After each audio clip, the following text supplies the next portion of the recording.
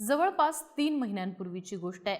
तारीख होती 19 नोव्हेंबर 2025। बिहारमध्ये नितीश कुमार यांनी मुख्यमंत्री पदाची शपथ घेण्याच्या आधीचा दिवस। त्या दिवशी नितीश कुमार यांची बिहारमध्ये एनडीएचा नेता म्हणून निवड करण्यात आली होती। त्यावेळचा एक फोटो सोशल मीडियावर चांगलाच व्हायरल झाला होता। फोटोमध्ये नितीश कुमारांच्या आजूबाजूला अनेक नेते दिसत होते। त्यामध्ये भाजपचे विनोद तावडे होते, केशव प्रसाद मौर्य सुद्धा होते, धर्मेंद्र प्रधान, सम्राट चौधरी सुद्धा होते। पण या सगळ्यामध्ये अमित शहा मात्र कुठेच दिसत नव्हते।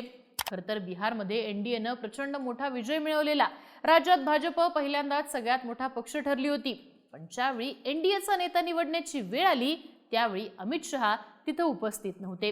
त्या ठिकाणी नितीश कुमारांच्या बाजूला अमित शहा असतील असं सगळ्यांना वाटलं होतं, पण तसं काहीच घडलं नाही। आणि मग तेव्हापासूनच चर्चा सुरू झाली होती नितीश कुमारांच्या मुख्यमंत्री पदाला अमित शहांचा विरोध असल्याची। त्याच वेळी एक बातमी सुद्धा आलेली की भाजपनं नितीश कुमारांचा बिहारमधनं एक्झिटचा प्लॅन ठरवलेला आहे। आता भाजपचा हाच प्लॅन यशस्वी झालेला असून नितीश कुमार यांची बिहारच्या राजकारणातनं एक्झिट झालेली आहे। ते राज्यसभेत जाणार आहेत आणि त्यांच्या जागी बिहारमध्ये भाजपचा मुख्यमंत्री होणार आहे हे स्पष्ट आहे।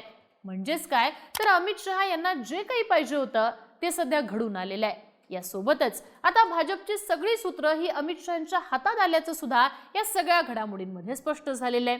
बरं, हे सगळं काही आत्ता घडलेलं नाहीये, तर मागच्या फक्त 3 ते 4 महिन्यांमध्ये घडलेलं आहे। पण हे नेमकं घडलं कसं? मागच्या 4 महिन्यात भाजपची सगळी सूत्र अमित शहांच्या हातात कशी आली आहेत? मोदींनंतर आता अमित शहा फ्रंटवरती कसे येताना दिसतात पाहूयात आजच्या व्हिडिओतनं।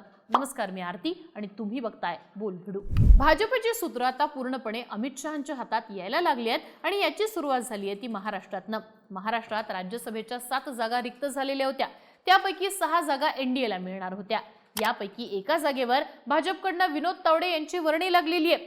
खरतर विनोद तावडे यांच्याकडे बिहारच्या निवडणुकीत पक्ष संघटनेची अत्यंत महत्त्वाची जबाबदारी होती। निवडणुकीदरम्यान ते बिहारमध्ये स्थान मांडून बसले होते। भाजपच्या उमेदवारांना तिकीट देण्यापासून ते जागा वाटपाच्या चर्चेमध्ये सुद्धा त्यांनी महत्त्वाची अशी भूमिका बजावली होती।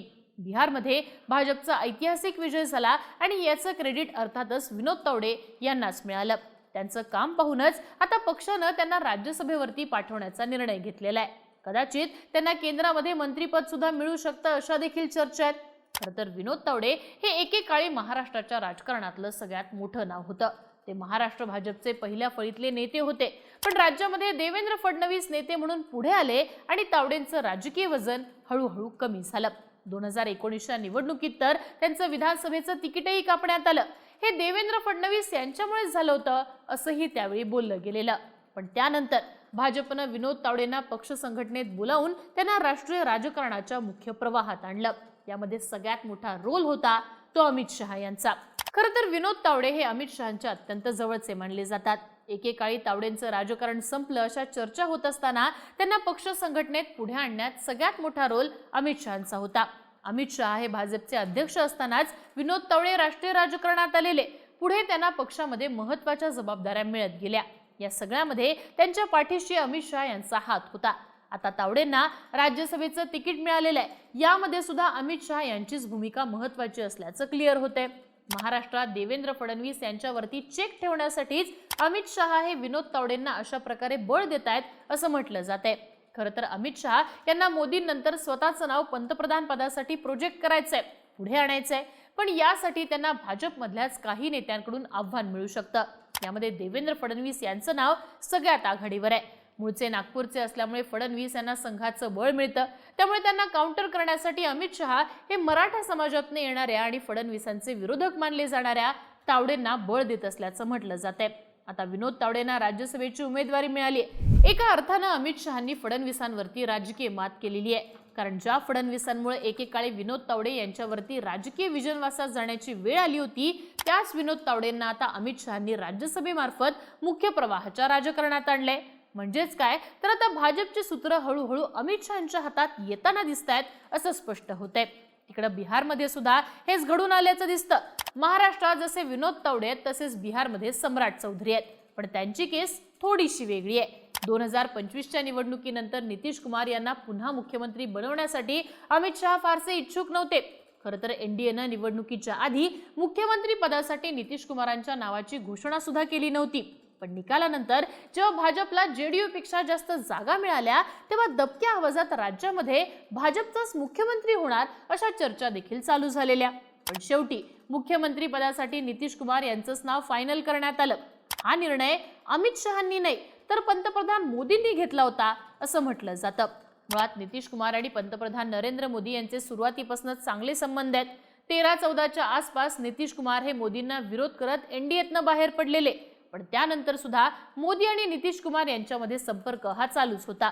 नंतर नितीश कुमार यांनी मोदींचं नेतृत्व मान्य केलं आणि ते पुन्हा एनडीएत आले. स्वतः मोदींनी अनेक वेळा नितीश कुमार यांची प्रशंसा केलेली आहे. नितीश कुमार विरोधात असताना सुद्धा मोदी थेट त्यांच्यावरती टीका करायचे नाहीत. त्यामुळे जेव्हा जेव्हा नितीश कुमारांना पुन्हा मुख्यमंत्री करण्याचा निर्णय होणार आहे असं म्हणण्यात आलं तेव्हा मोदींनीच त्यांना सपोर्ट केला आणि अमित शहा त्यांना विरोध करू शकले नाहीत. पण या नव्या सरकारमध्ये अमित शहा यांच्या जवळच्या एका व्यक्तीचं बळ चांगलंच वाढलं होतं. ती व्यक्ती म्हणजे सम्राट चौधरी. सम्राट चौधरी हे जानेवारी 2024ला बिहारचे उपमुख्यमंत्री झालेले. त्यानंतर मागच्या वर्षीची विधानसभा निवडणूक भाजपने त्यांच्या चेहऱ्यावरती लढवली. एनडीएच्या विजयानंतर सम्राट चौधरींकडे उपमुख्यमंत्रीपद कायम ठेवण्यात आलं. तसंच महत्त्वाचं म्हणजे नव्या सरकारमध्ये त्यांना बिहारचं गृहमंत्रीपद सुद्धा मिळालं. खरं तर सम्राट चौधरी हे जानेवारी 2024 मध्ये बिहारचे उपमुख्यमंत्री झालेले. त्यानंतर मागच्या वर्षीची विधानसभेची निवडणूक भाजपने त्यांच्या चेहऱ्यावरती लढवली होती. एनडीएच्या विजयानंतर सम्राट चौधरी यांच्याकडे उपमुख्यमंत्रीपद कायम ठेवण्यात आलं. तसंच महत्त्वाचं म्हणजे नव्या सरकारमध्ये त्यांना बिहारचं गृहमंत्रीपद देखील मिळालं. खरं तर नितीश कुमार हे त्याआधीची तब्बल 20 वर्ष बिहारचे मुख्यमंत्री होते. या 20 वर्षात त्यांनी कधीही राज्याचं गृह खातं सोडलं नव्हतं. आरजेडी असू देत किंवा भाजप सरकारला पाठिंबा कुणाचाही असला तरी गृहमंत्रीपद हे नितीश कुमारांकडेच राहायचं. पण यावेळी त्यांना सम्राट चौधरी यांच्यासाठी गृह खातं मात्र सोडावं लागलं. यासाठी सुद्धा अमित शहांनी जोर लावला होता असं म्हटलं जातं. सम्राट चौधरी हे अमित शहांच्या जवळचे मानले जातात. विधानसभा निवडणुकीच्या प्रचारादरम्यान अमित शहांनी सम्राट चौधरी यांच्याबाबत एक महत्त्वाचं वक्तव्य केलेलं.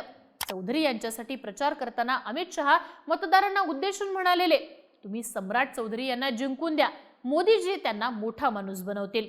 इथं मोठा माणूस म्हणजे अर्थातच बिहारचे मुख्यमंत्री हे क्लिअर आहे. सम्राट चौधरी यांच्यावरती अमित शहांचा हात आहे आणि आता नितीश कुमार राज्यसभेत गेल्यावर भाजपकडनं मुख्यमंत्री पदासाठी सम्राट चौधरी यांच्याच नावाची सगळ्यात जास्त चर्चा होतीये.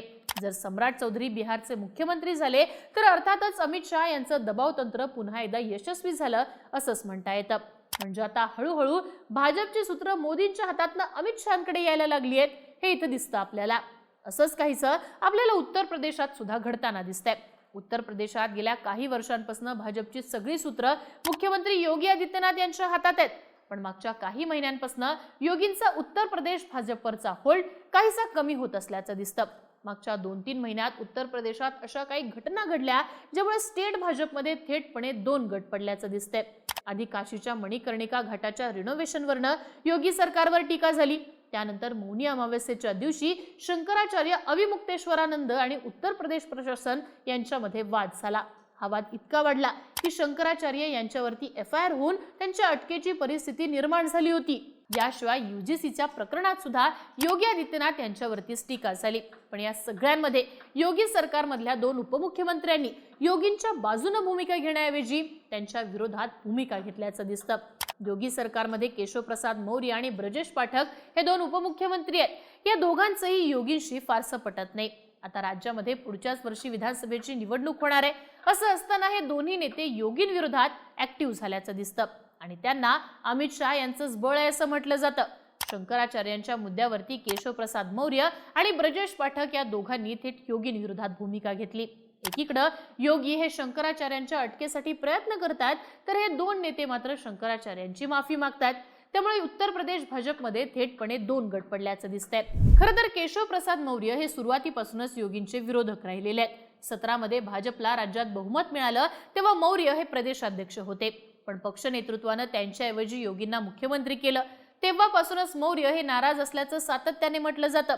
2022च्या निवडणुकीतही मौर्य समर्थकांनी त्यांचं नाव मुख्यमंत्री पदासाठी पुढे आणण्याचा प्रयत्न केलेला.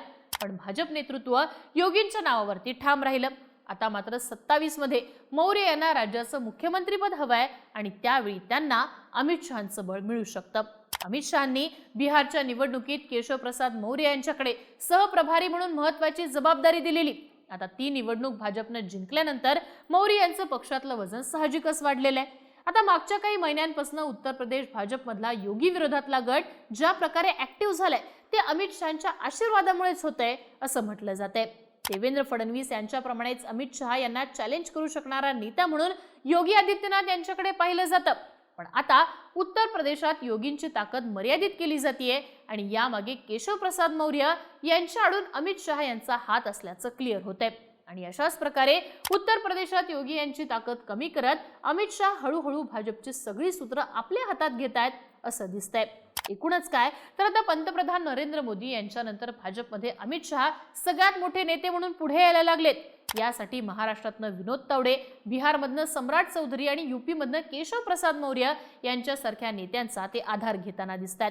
त्यांच्या माध्यमातून अमित शहानी भाजपची सूत्र आपल्या हातात घेतली असल्याचं दिसतंय. आता बिहारमध्ये नुकतीच जी काही घडामोड घडली त्यावरूनच हे सगळं क्लिअर कट झालेलं आहे. तुम्हाला या बाबतीत काय वाटतं? अमित शहांकडे आता भाजपची सगळी सूत्र एकवटलेली आहेत का? अमित शहा पंतप्रधान पदासाठी त्यांना स्वतःला प्रमोट करतील का? आणि भाजपला हे मान्य होईल का? याबद्दलची तुमची मतं आम्हाला कमेंट बॉक्समध्ये लिहून नक्की कळवा आणि अशाच राजकीय घडामोडी पाहण्यासाठी बोलबिडूला सबस्क्राईब करा.